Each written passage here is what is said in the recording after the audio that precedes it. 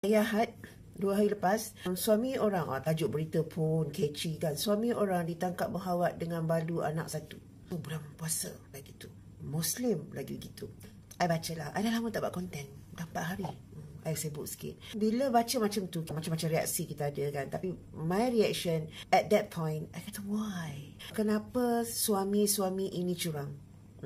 Of course, ada 2 pages, 3 pages, 4 pages reasons. Okay, ada yang kata kerana sunyi, kerana kekosongan, kerana tak dapat perhatian, kerana tak bahagia, kerana isteri kuat betik, isteri tak pandai berhias, isteri tak memahami, kerana nak test kejantanan, nak test market, kerana berada di dalam geng-geng yang memang bercurang-curangan, maknanya pengaruh kawan, kerana seksual, tak happy dengan partner, tak puas dengan partner, kerana seksual juga jemu sampai mereka buat ungkapan hari-hari makan ayam, sekali naklah ikan, naklah daging, amboi ikan. But anyway, diorang ni memang mahir. Husband-husband yang curang ini, diorang memang mahir kerana diorang boleh jadi Dr. Jekyll and Hyde, ada 2 perwatakan dan perasaan. Diorang boleh bahagikan perasaan itu dengan orang rumah, di rumah, dengan orang skandal, penyondol di luar rumah. They can be like that. So, itu satu kemahiran lah. Sebenarnya, hanya men lah yang boleh jawab.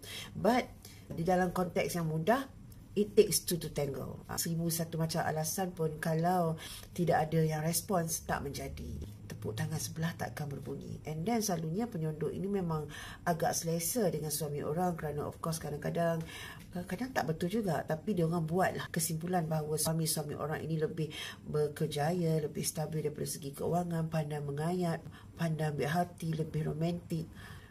Terpikatlah. Orang kata curang itu bukan takdir tetapi pilihan. You choose to bercurang. Tapi ada juga yang tak sengaja. Contoh tak sengaja pun banyak. Tapi ada satu tu kind of interesting. Dia kata because it started with intellectual conversation. Dia tak ada that kind of conversation dekat rumah sebab orang rumah dia tak sekufu pendidikan dengan dia. So di office dia seronok bercerita dengan this office mate because sama frekuensi. So lama-lama dia jadi lain. Macam-macam lah sebenarnya. Sebenarnya men saja yang boleh jawab kenapa mereka curang. Kita tak boleh jawab. Kalau tanya kenapa isteri curang ataupun wanita curang, mungkin boleh kita bagi jawapan sipi-sipi. Tapi kalau nak kata man, hanya man yang boleh jawab. Nanti man, write down lah why you are curang. Yang I nak share sebenarnya, selepaslah I dah terfikir kenapa, kemudian I do some reading, I terjumpa guys, ada satu kajian dekat University of Florence, Itali. Kajian ini mengatakan bahawa lelaki yang curang mati lebih awal daripada lelaki yang setia. Kerana sakit jantung.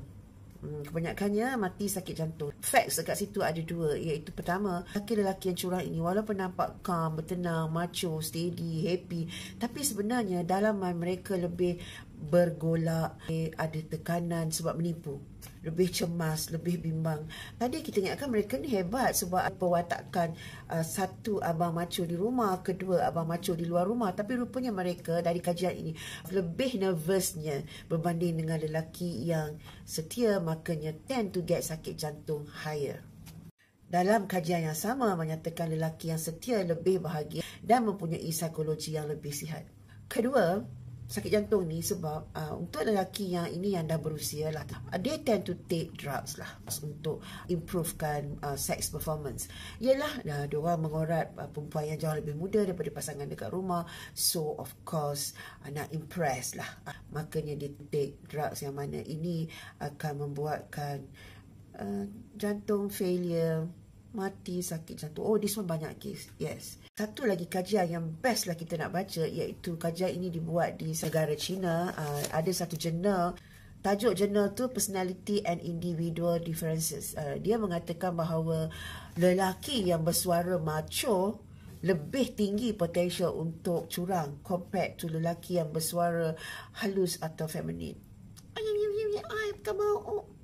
Tak apalah, suara itik pun asalkan setia.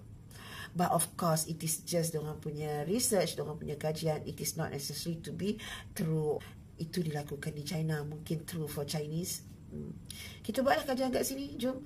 Ada dengar kata lelaki yang kuat makan kari lebih kuat curang lah, macam-macam. But anyway, kita go back to hanya men yang tahu kenapa diorang curang. Yang I cakap dua faktor tadi tu just to share, because to me it is kind of interesting. Kita boleh relatekan sakit jantung dengan curang. Nampak rasa macam logik. Tapi yang bersuara macho tadi tu mungkinlah dia gunakan suara dia tu untuk memikat. Okay guys, siapa yang sakit jantung tu apa, pergi check tengok dia ada skandal ke apa. Just kidding.